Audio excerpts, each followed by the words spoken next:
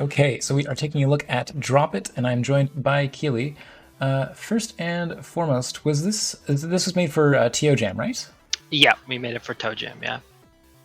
And how many of you were there on the team? I believe there were 9 of us in total. If you go to the credits, it should show all the names. Yeah, I can see 3, 4, 5, 6, 7, 8, 9. Yeah, as you said. Cool. All right. Well, I will go ahead and you know what? I think I'm just gonna turn the volume down. Like, I think everyone, I don't know, it's probably a little quiet on the stream end, so I might turn that up just a little bit. But just for me, why do I have this many programs open? What is going on? Look at this nonsense. Steam, I have to have Steam open. Okay, there's Drop It. I was like, I cannot see the one thing in this list. Yes, the bones as buttons is great. Okay, so I just want to make sure. Yeah, we can just barely hear the audio there. And let's get into it. Okay, so stop the dogs from getting inside your house and with unwanted paraphernalia. Switch viewpoints with A and D, switch weapons with the right click. So what was the theme for TO Jam this year? I think it was You Must Leave This Behind. Okay, that's clever. Oh my gosh, that hard baked rotation. Oh, I see. So I'm supposed to like rotate the camera. Oh, okay, but it's only like. Oh wait. So bones are fine, right? It's you don't want them to bring anything in. Oh, okay. So it's just like literally everything.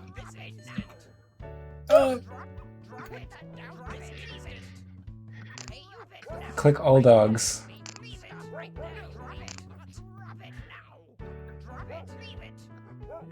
What are my different weapons? Ah, okay, there's like an entire lane. Oh, I see, but I have limited ammo for that. Okay, and then a cat. You just throw a cat.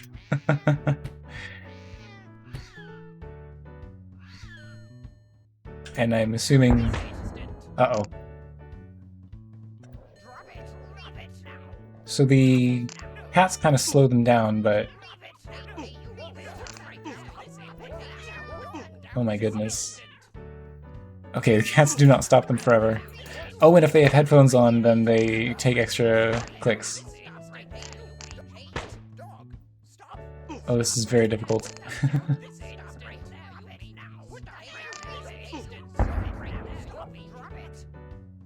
Wait.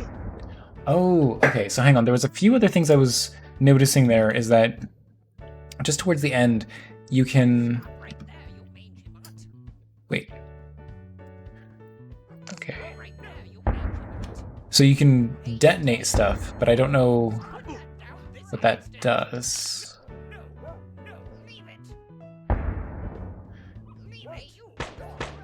Oh my gosh. And gunfire. I guess I should deploy... You know what? I think what I'll do is I will deploy some cats on that side so I can ignore it for now. I feel like maybe you should be able to click on the buttons on the top to select your weapon as well.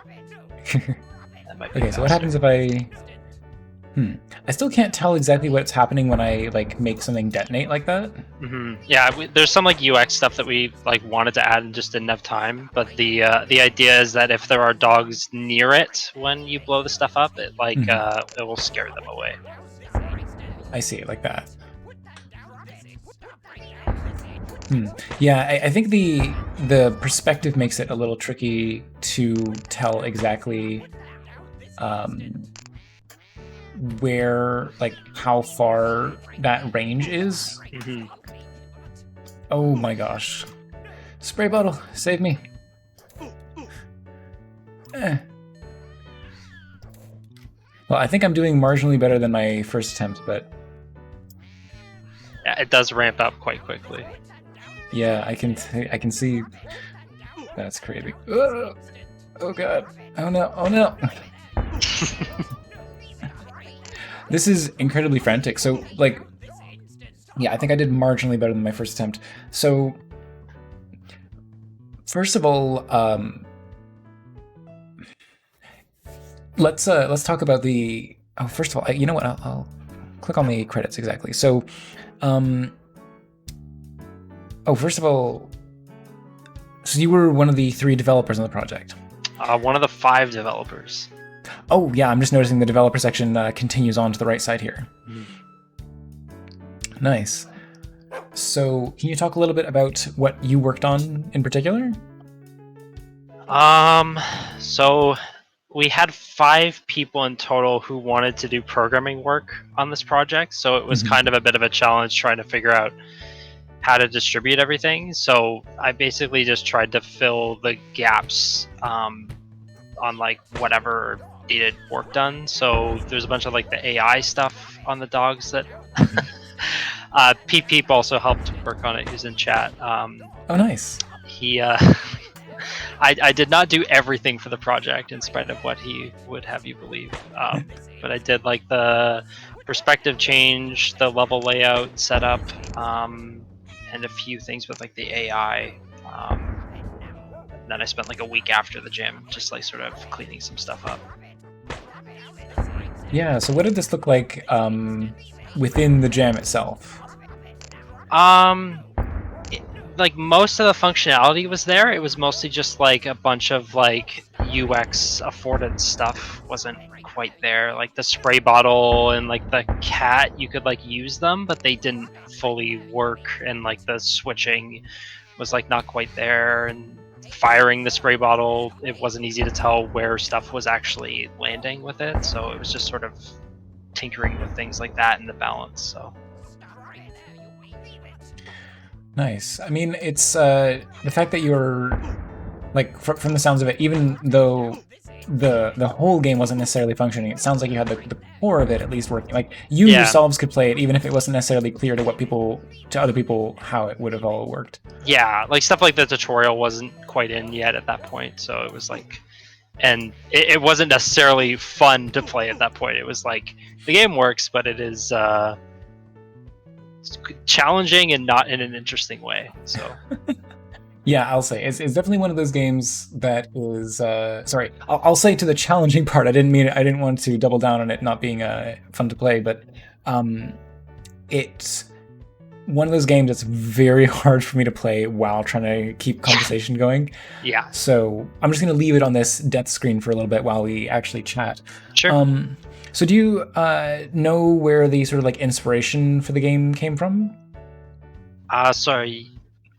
So we initially started out. So Peep Peep owns a dog, and I think he was using that as inspiration for the theme, and we sort of latched onto that as sort of the base conception of the game. And our initial thought was that it would be sort of like a Plants vs Zombies sort of vibe, where you have like the lanes and then the things come towards you and then you have to deal with them. So we were like initially going for like a tower defense sort of vibe, and then we decided it would be more interesting to have it be more of a first person defense game, and then still take those like lane aspects of the game, but have it be more clicking on things oriented. Can you actually talk a bit about the process? Like, how many people would you say overall were involved in that like iterative design process? It was basically whoever was like there and available on any given day, because from day to day, like some people could be there, some people couldn't. But I think we got the bulk of the decision making done on like the first day of development, and there were like probably 5 or 6 of us there for that. Yeah, wow. Because it just there's a process that I'm involved with where like a lot of different people are trying to collaborate on the design of a project, and I'm just wondering like how exactly that went for you. Like, did you would you say one person sort of led the charge on the idea and everyone else was contributing, or would you say that you like all worked together to like suggest ideas and shape the game together? I think that the ideas all I like the bulk of like the mechanics and the ideas, I think, came from like a lot of suggestions that all sort of like got aggregated together over time. I think in the post jam time frame, making the game feel a little bit more cohesive, I think I took more of a lead on that. But during the actual jam itself, it was all just sort of like, like the classic like game jam sort of vibe where it's just like everyone's like hodgepodging things together, features like kind of work, and you test things 5 minutes before you submit, and you realize that it doesn't work. So that was sort of how it went during the actual jam itself. Yeah, absolutely. I mean, there's I guess the perspective that I'm coming from is usually I'm the one laying down how a game. Like I've worked together with some people in the past, but usually I've been the one. I'm going to say like 80% leading the design charge. So that's why I was particularly curious about how you handled it with, like you said, 6 people, because I find that the more chefs you have in the kitchen, sometimes the more difficult it is to maintain a cohesive vision unless there is one person sort of like leading that charge. So that's kind of why I was curious. I think when we were coming up with ideas and like putting stuff together, having more people working on it led to more interesting ideas. Like I think that there's a lot of stuff in there that, like, if I was just being like, this is what the game design for it is going to be for like 80% of it, there would have been less stuff, which might have made the jam easier, but I think it turned out more interesting for it. But I think that like the actual design and UX stuff towards the end, it helped to sort of just like push things forward with like a singular vision of what the game was at that point. So yeah, absolutely. I think that the idea of having to change your viewport in a sort of like, you have to maintain like trying to sort of focus on 3 lanes at a time can get a little tricky. I think having like a mini map where you can see the direction you're not looking in might have helped with that. Yeah.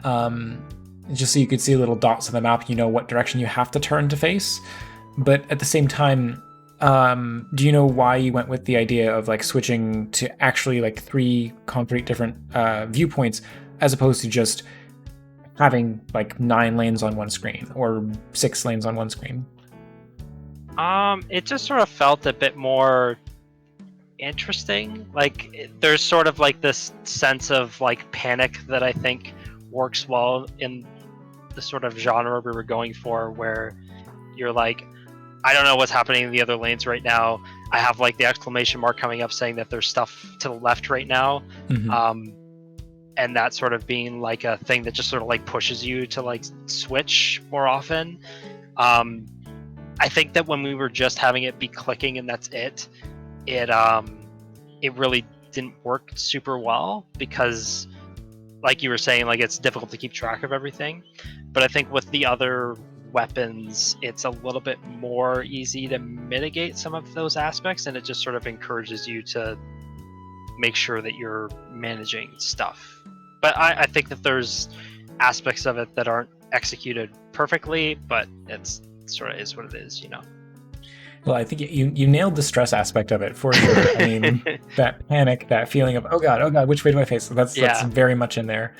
Did you find anyone else, or maybe I'm not sure how many people you've had a chance to like actually watch them play the game, but the idea of like throwing a bunch of cats onto one of the 3 lanes so you don't have to pay attention to it?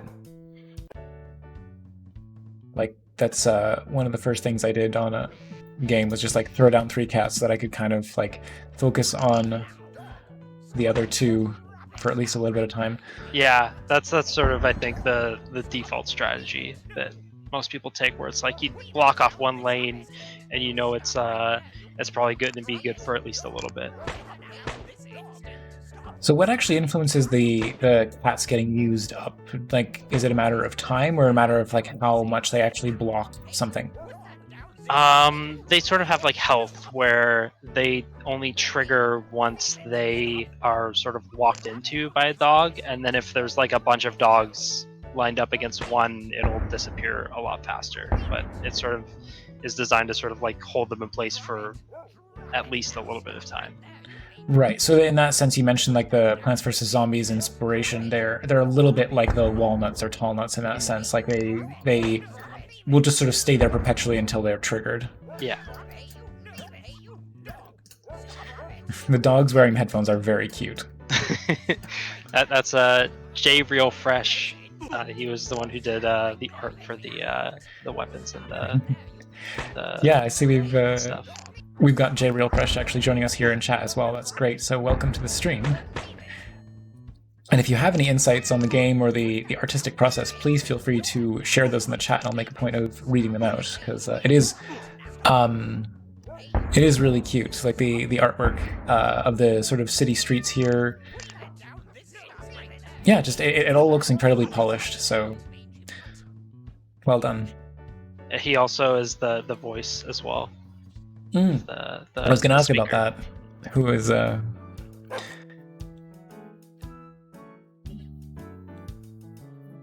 So it's yeah, because the voice is not actually listed in the credits. Oh, okay, but the environment art was done by I see this other person. So was it J Real Fresh who did just the dogs, or what all else? Basically everything non-environment and non-dog base. Okay, so like the UI stuff, like the weapons art, Was, this sort of stuff. J Real Fresh. Gotcha. The UI was actually me, but he did like the megaphone, the spray bottle, the cat, and that's what I meant. Like the sort of preview, the weapon artwork itself, the actual UI stuff. That's just like basic Unity, right? Mm-hmm.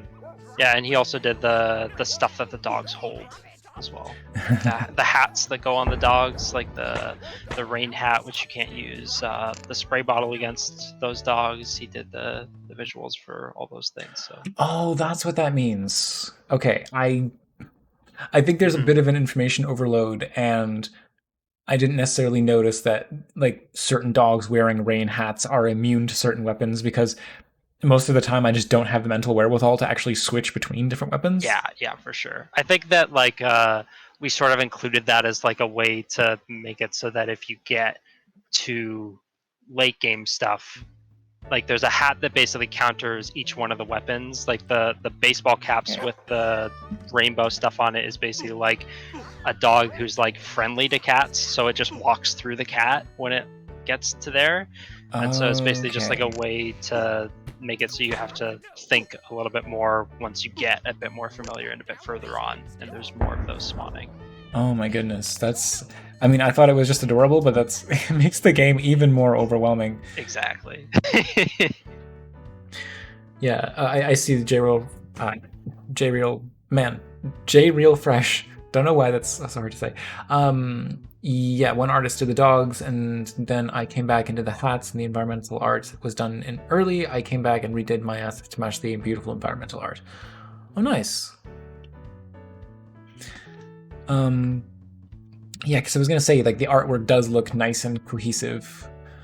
The spray bottle and the cat up at the top here.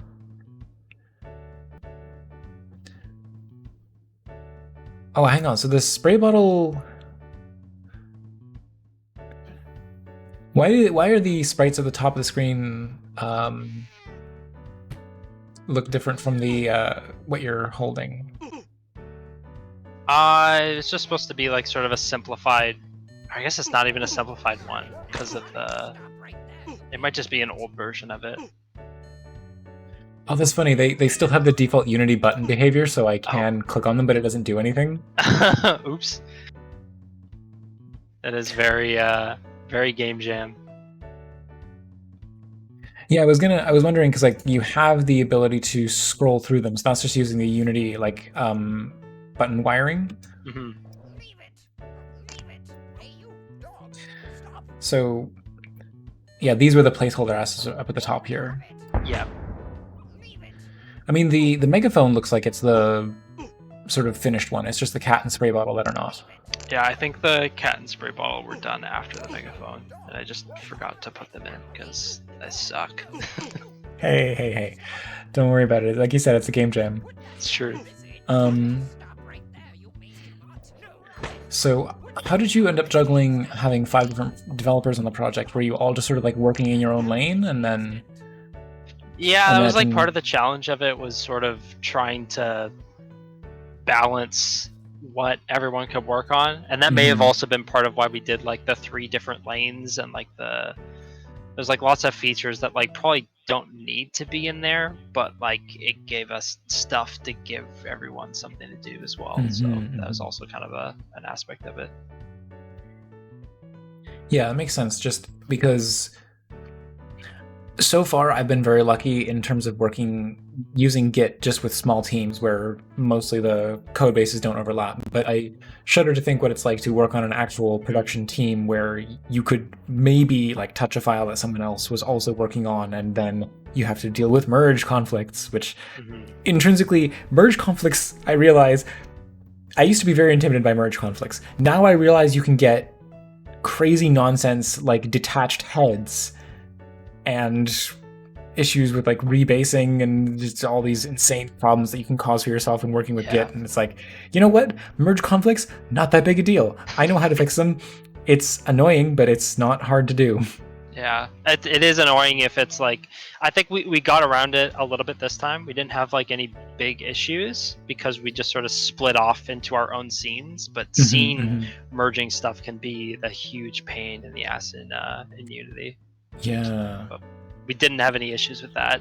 Just like a lot of taking stuff that someone was working on in another scene and making it work in the main one. So Right.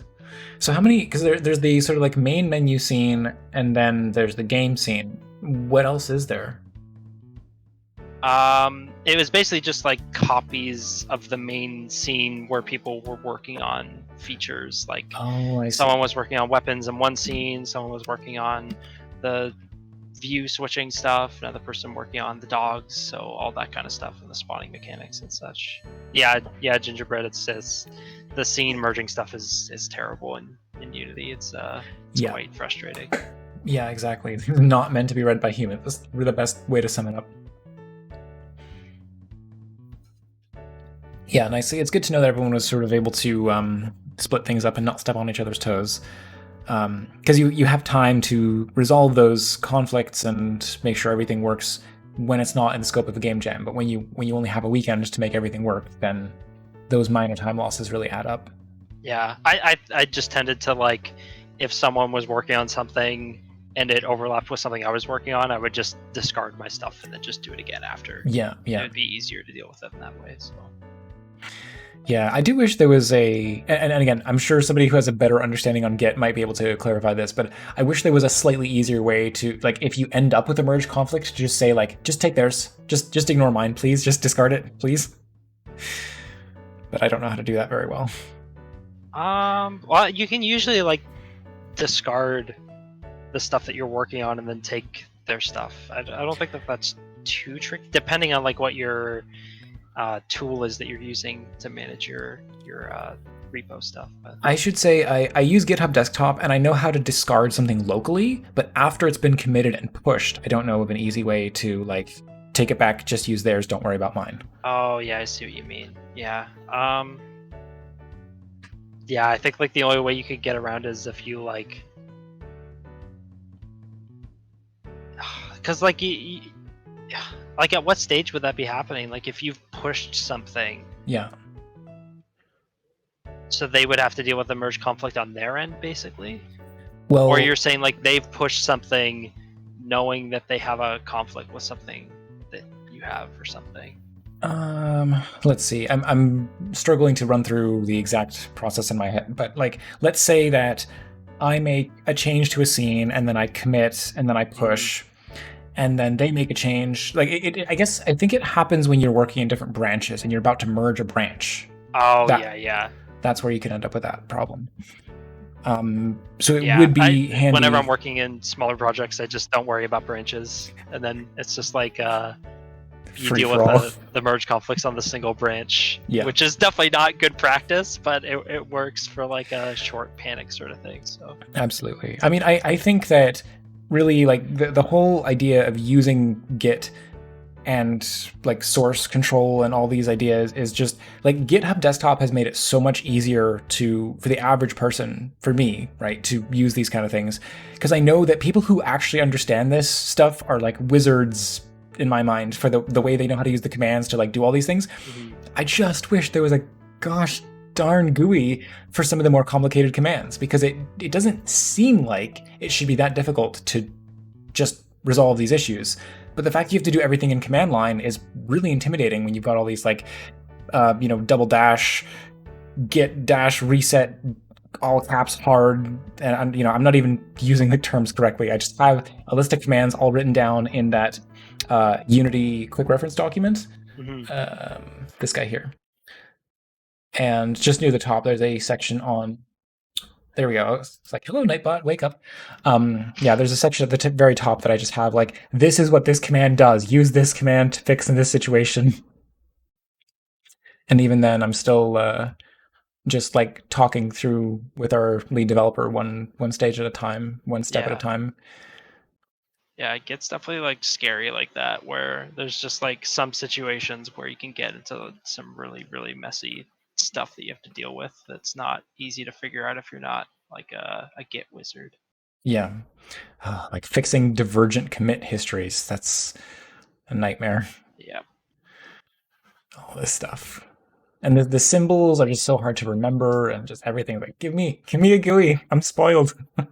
I'm not an Apple user where I want 100% of everything to be done just like visually, and I'm not a Linux user where I want to do everything in the command line. I'm a Where you Windows want like a user. healthy balance of both sort of thing. Yeah, I don't like the less I can touch command line, the better. Yeah. That's at least how I feel about these things. And this is not to say like I'm a programmer. I'm happy to get into code and stuff. Like I don't mind working in those environments, but I don't like the tediousness of typing out all my commands line by line. And if I make a typo, then Could I accidentally do botch the whole something you command, don't or want I could to, do yeah. something exactly. So anyway, we're definitely off on a tangent there. But that being said, what do you think was the actual like what I would say is the most difficult problem that you in particular, and actually I'll extend this to anyone else on the team who's in the chat.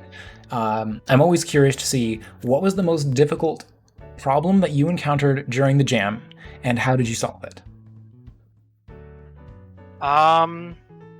There was one bug that I ran into with because like the viewports are actually on angles where it's like not it's like not 90-degree angles in each direction. It's sort of like Huh. each one is on like a 60-degree sort of thing. Huh.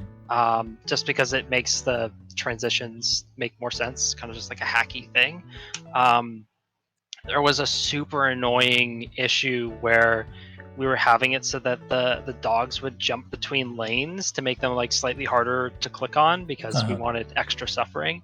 But because they were sort of like each on like individual axes, there were like tons of problems where trying to like relatively change the direction that they're moving in wasn't as Mhm. simple as just being like add this to the X, because all of a sudden this character is like rotated and like facing like a different direction, and their Mhm. forward and their right is like totally different. So we had like a lot of issues getting that to work, and it was probably something simple, but it was just like in the context of game jam, you're just like, oh god, this bug is just like killing me and I don't have the time and patience to figure it out. So that was sort of the biggest one that we were dealing with, I think, or at least on my end. So Right. So if I am understanding your description correctly, to the player, it looks like what I just illustrated here, with like three different directions and three different lanes in each direction that you face. yeah. But in reality, it's a bit more like this, where the now do the lanes actually converge on a central point like this? I know you're going to be like a moment delayed behind me. uh, they move sort of in a straight path where they're just sort of moving forward, and Okay, then so they don't left they and don't right to get converge. between the They lanes. No. They just go, they're split up, Mhm. and then they are sort of coming towards that central point. And then what you were describing is the ability for a dog who is traveling along one of the lanes to jump to a different point on another lane, like that. Yes, exactly. Okay. Because yeah, I can see, like, because of the fact that it's on an angle like that, making that calculation is non-trivial to do. Yeah, there's also just like a lot of whatever it's called, the sort of relative positioning stuff where the dogs are parented under something which is on like a specific angle axis, and then like adding to like the z coordinates of it doesn't necessarily mean that it's going to be moving to the right because their coordinate system is totally rotated. So it was just sort of Yeah. like figuring out how do I conceptualize how to actually make that movement happen was harder than I would have expected. Yeah, absolutely. I see what you mean. Like I think the naive way that I might have tried to solve this, it depends on what you have available at your fingertips, because if the dog has a concept of its like start and end point on a given line, then what I would do is I would measure like, okay, the dog has traveled like 20% of the way down this line.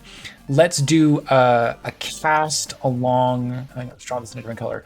Let's do a cast along the lane it wants to hop to until it reaches an equivalent 20%, which I know is not to scale in my diagram here because of the way I've drawn the arrow. But and then I would have tried to ascertain that position, like if that was available. But again, I don't know if you had the dogs traveling along these sort of fixed lines, if you would be able to do something along those lines.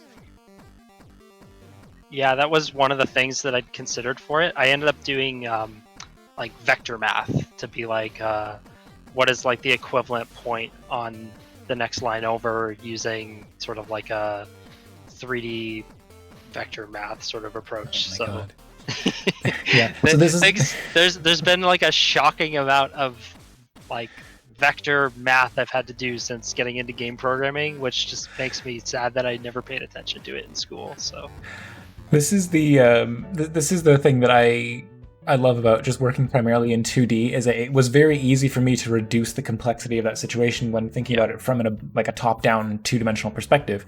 And that meant that I could avoid doing any vector math because I don't even like I understand the principles behind vector math, but I don't think I actually took a like vector math class in high school. I think I stuck with functions and relations, but I didn't take calculus or anything that had to do with actual vector math. So in principle, I understand how it works. I've just never dealt with vector math, matrix multiplication, any of that stuff. It's never something that I formally learned. I feel like it's intimidating. I'm sure once you start working through a couple of examples, like you could wrap your brain around it. I also know it's very abstract and it's like grade 12 math for a reason. Like I'm not saying it's easy. I'm just saying that it's well, it depends on how your affinity with math is, I guess, to begin with. yeah, Some people are just like, ooh, math's terrifying, don't want to touch it. But how would you say you are on that spectrum? I would say that if I had the choice, I would unlearn all of the vector math that I've figured out up to this point. I'm not like particularly strong at it, but I have.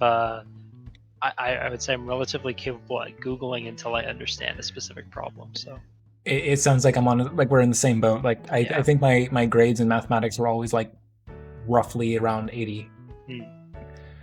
So that's I don't know. If you want to put a number to it, that's kind of where I'm at. I was that weird middle point kid, both in math and in my physics class, where like half the class was failing and half the class is getting 100%. And then there's me getting 80s. Yeah, I feel like that like sort of. Oh, sorry. I was just gonna say I feel like that might also describe like my game developer sort of status, where I'm like 70% programmer, but like not all the way there, if you know what I mean. Oh, absolutely. Yeah, because again, I think I'm in the exact same boat where it's like I can code. Are you sure you don't want me doing level design? I think we both prefer if I was doing level design. Yeah, yeah, I feel you. I'm like kind of in the same sort of mindset. I think at this point where I'm coming to terms with the fact that I might be more of a designer than a programmer. So do you think like design in general, or do you think like because I listed level design very specifically because I think that's something that I like. I enjoy level design, and I guess you call it just design in general. But do you have a specific field within design that you would aspire to? I think that I have like a good sense of like gameplay design. Like, I feel like I just have sort of a good intuition for where to find fun in games, or at least that's like something I've been like a game development muscle that I've used a lot more of than other sorts of things the last few years. So I think that's sort of where I'm trending right now. Gotcha.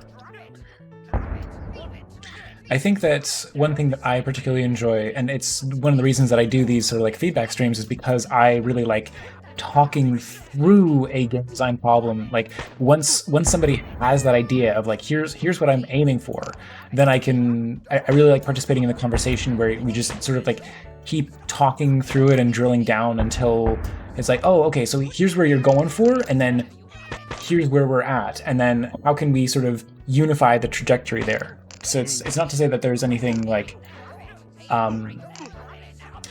don't know. I guess it's hard to describe, but I'm trying to like help the project become the best version of itself that it can be. If that makes any sense. Yeah, you like sort of like problem solving through game design problems. Yeah, definitely. And I really like to look in particular about the aspects of a game's design that are contributing to its primary goal, and then what might be detracting from that goal, and how you can sort of bring things on track. Yeah. Yeah, But, I feel like also people don't necessarily interrogate, or like you don't necessarily in like a game design process take a moment to like step back and say, how do these systems contribute or take away from however my game's working? Sometimes you need someone to sort of take you into that mindset. And yeah, exactly, and that's why I like having these conversations. Work the way it should. So I guess the you had some opportunity to work on this in the like post jam time frame, but I don't suppose there's any further plans you have for this game. It was just kind of like a fun TO jam project. Yeah, I think we're probably just gonna leave it as is. Like we had a few more ideas for things, and there's obviously like some small bugs that we could adjust. I don't think that there's much to the game that it would be worth pursuing versus other projects at this point. And I'm like pretty happy with it as it stands. Oh, absolutely. I mean, in terms of the overall playability, like you could spend a lot of time trying to like clean up some stuff about the way the UI is presented, for example, but it wouldn't change the functionality of the gameplay itself, so it wouldn't really be worth it. In terms of the sort of like core feeling of frantically going in all different directions and trying to like keep the dogs away from you, it's difficult because a lot of the suggestions about this like almost rock paper scissors-esque nature of the different weapons are hard to appreciate because of the fact that the game is so frantic. I think if I had to say any one thing that might just be make it easier to switch weapons. Yeah, I think that's a fair point. Because it's not like I always find that like I'm not drawn to switch to the weapons until I'm like, oh, all my cats are gone. Okay, now I'll replace them.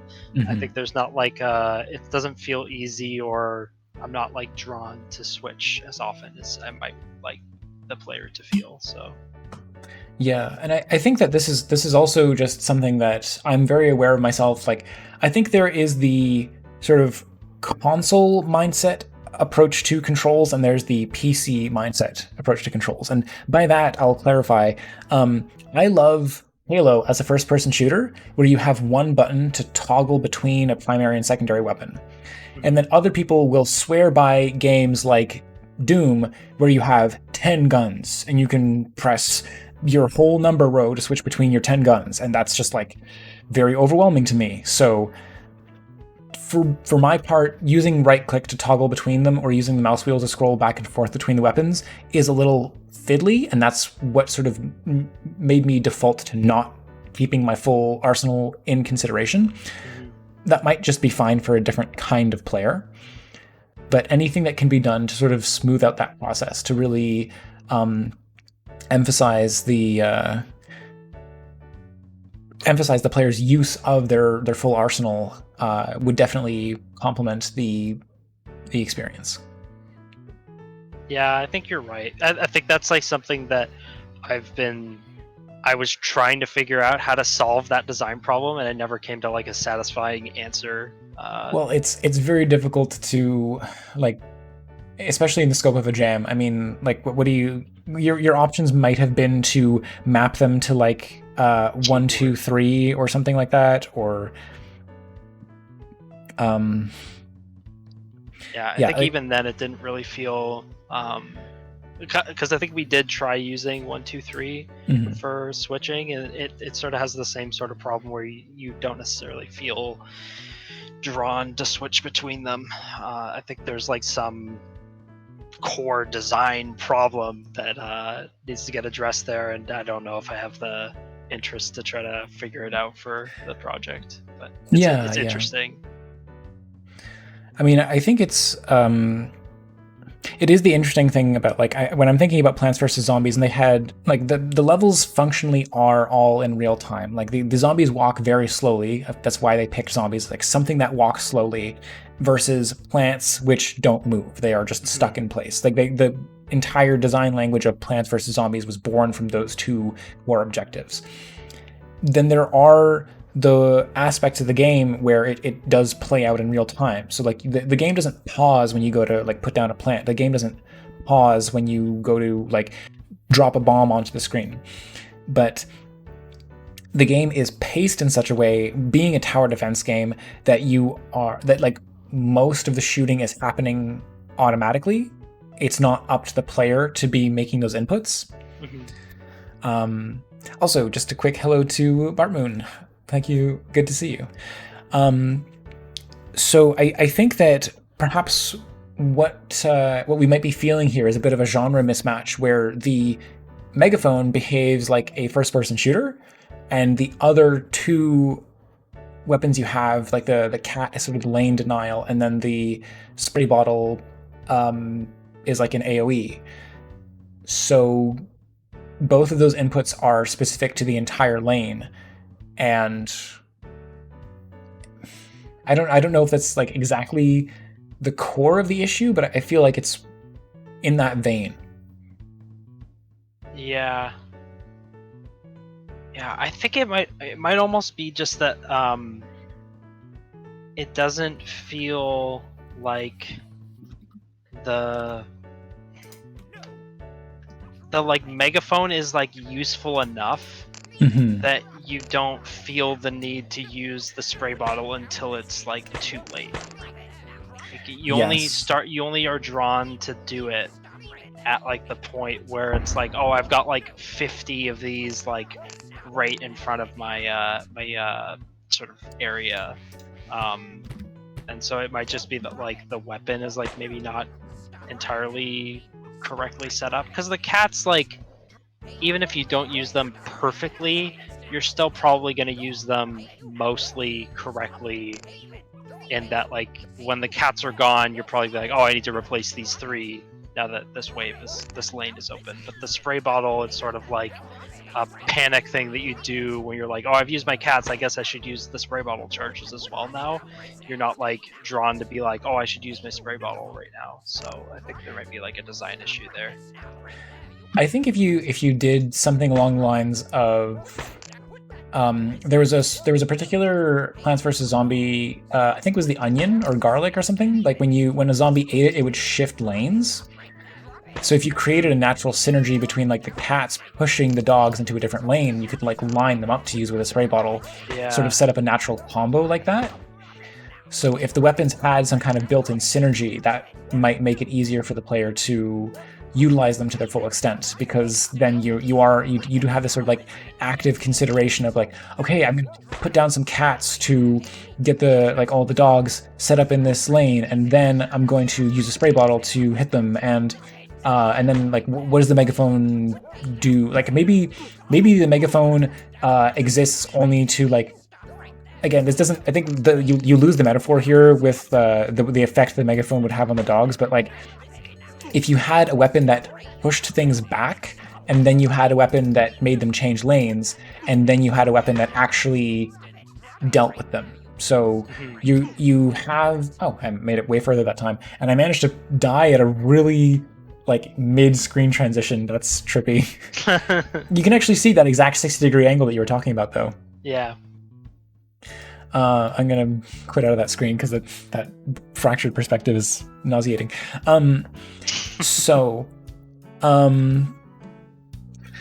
Yeah, so something along those lines of 3 weapons that work in harmony might have, and then you balance the number of dogs spawning in each lane to match that. Just the idea of the cooldowns on the cats and the spray bottle dictate how much pushing back you have to do, because if you can't use the spray bottle very often, then you want to make each use of it really count. So you try to push things back long enough to deploy a cat. The cat makes something change lanes, then you can use the spray bottle on it. Yeah. So yeah, I think having a synergy like that would definitely help. Like if they sort of fed into each other, that would make sense. There would be sort of like a bit of a loss in the point of the megaphone, and that it's supposed to be like telling them to stop holding the thing, and then it's like pushing them back instead.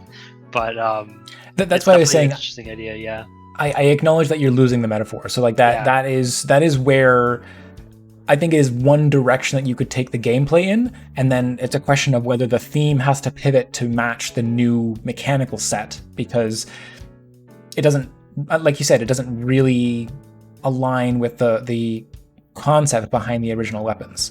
Yeah, I wonder if maybe if the spray bottle just like cleared a lane and it was just like one shot, and then you like it takes a while for it to charge back up, would make it feel a bit more defined in what it does and make you more inclined to use it. That might be a simpler way to fix the issue.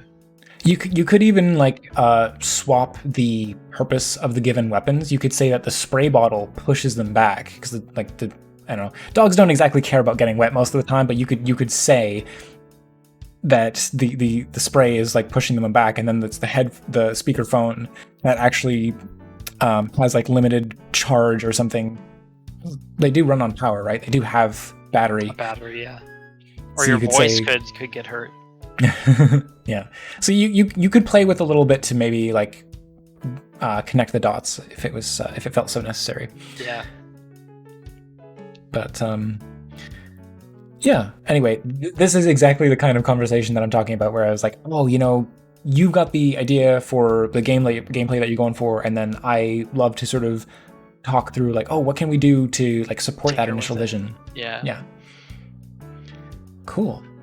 So I think we've covered most of the basic interview questions that I would tend to ask. If anyone else in the chat has a question that they would like to ask, please do so. But in the meantime, do you want to plug anything else that you're working on? I know the I forgot. What's the name of the project that you're working on? The Engineered to a Purpose. Engineered to Purpose, yeah. Yes. How's that going? That's coming along. We're aiming for like early access release sometime this year.